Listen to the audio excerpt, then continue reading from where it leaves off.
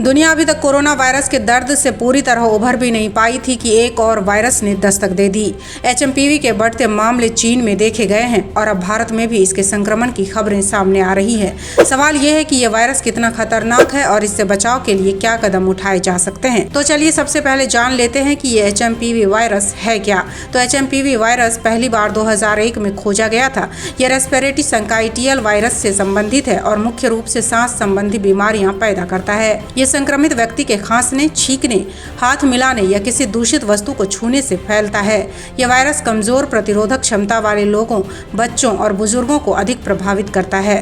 विशेषज्ञों के अनुसार ये वायरस कोरोना वायरस जितना घातक तो नहीं है, लेकिन सावधानी बरतना आवश्यक है।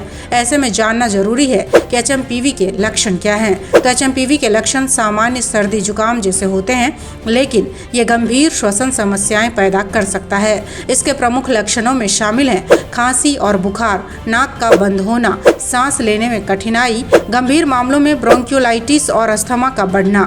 अब यहाँ एक सवाल और ये उठता है कि आखिर ये फैलता कैसे है। तो ये वायरस इंसानों के बीच श्वसन प्रणाली के जरिए फैलता है। संक्रमित व्यक्ति से संपर्क जैसे हाथ मिलाना या संक्रमित सतह को छूना इसके प्रसार का बड़ा कारण है।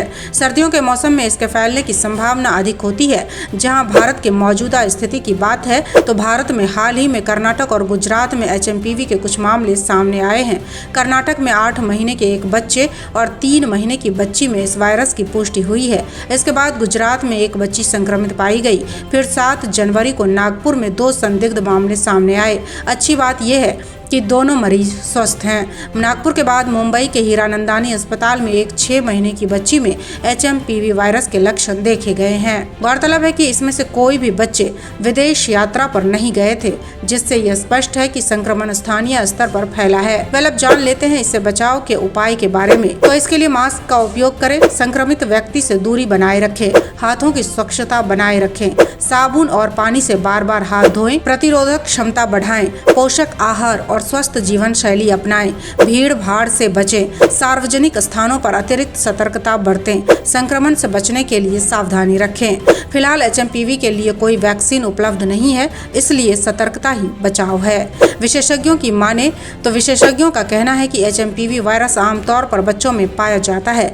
4 से 5 साल की उम्र तक लगभग हर बच्चा इस वायरस से संक्रमित हो जाता है। हालांकि ये कोविड-19 जितना खतरनाक नहीं है। भारत सरकार ने वायरस की स्थिति पर नजर रखने और इन्फ्लुएंजा जैसी बीमारियों और गंभीर तीव्र श्वसन संक्रमण की निगरानी के लिए तैयारियां तेज कर दी हैं। अब यहाँ सवाल ये उठता है कि क्या ये कोरोना जैसी तबाही मचाएगा? तो विशेषज्ञों के मुताबिक एचएमपीवी एक सामान्य श्वसन वायरस है जो सर्दियों में अधिक फैलता है। हालांकि ये कोरोना वायरस जितना गंभीर नहीं है। सावधानी और सतर्कता से इस संक्रमण से बचा जा सकता है।